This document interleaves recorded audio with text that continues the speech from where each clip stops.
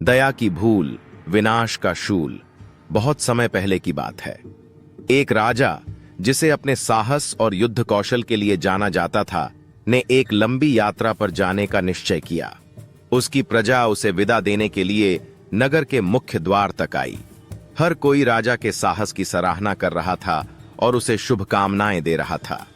तभी भीड़ में से एक बूढ़ा व्यक्ति, जिसने भविष्य देखने की कला में महारत हासिल कर रखी थी, राजा के पास आया।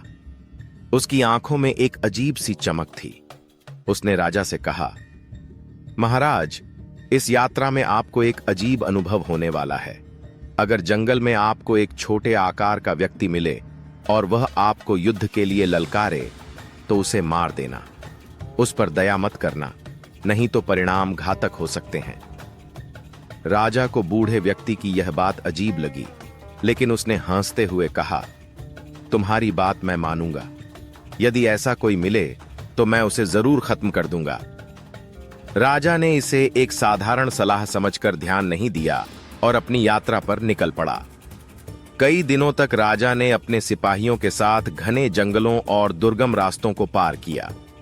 एक दिन जब राजा अपने सैनिकों के साथ एक गहरे जंगल से गुजर रहा था, उसने देखा कि सामने एक छोटा सा व्यक्ति खड़ा है।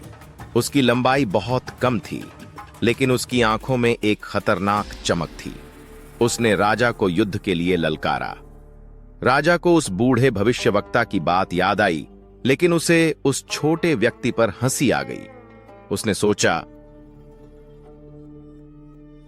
यह तो मेरे पैरों तक भी नहीं पहुंच सकता, मुझसे क्या युद्ध करेगा। लेकिन फिर भी राजा ने उस व्यक्ति की चुनौती स्वीकार की।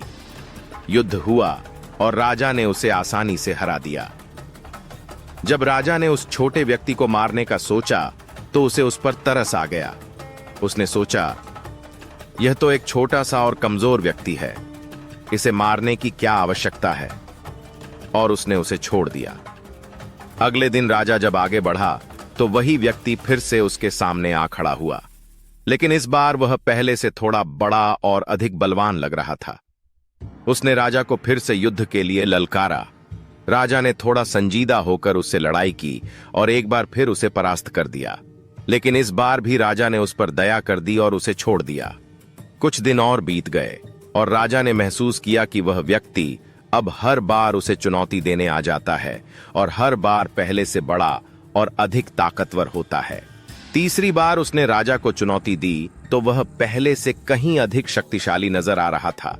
इस बार राजा ने कड़ा मुकाबला किया। उसे हराने में काफी मेहनत करनी पड़ी, पंत में वह जीत गया।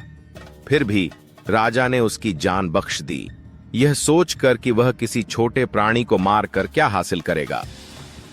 कुछ समय बाद जब राजा अपनी सेना के साथ आगे बढ़ रहा था, तो उसी छोटे व्यक्ति ने फिर से उसका रास्ता रोका। लेकिन अब उसका आकार इतना बढ़ चुका था कि वह एक भयानक योद्धा में तब्दील हो चुका था। उसकी ताकत और क्रोध इतना भयंकर था कि राजा की पूरी सेना भी उसका सामना करने में असमर्थ थी। उसने राजा और उसकी सेना पर हमला किया। राजा ने अपनी पूरी ताकत झोंक दी, परंतु वह अब उसके नियंत्रण से बाहर हो चुका था। उस व्यक्ति ने राजा और उसकी सेना का संहार कर दिया और राजा अपनी आखिरी सांस में उस बूढ़े भविष्यवक्ता की बात को याद कर रहा था। राजा की इस त्रासदी से यह सीख मिलती है कि जीवन की किसी भी समस्या, चाहे वह कितनी भी छोटी क्यों न लगे, को हल्के में नहीं लेना चाहिए। वह छोटी समस्या यदि समय रहते सुलझाई नहीं जाती, तो धीरे धीरे बढ़ती जाती है और अंततः इतनी शक्तिशाली हो जाती है कि उससे निपटना असंभव हो जाता है।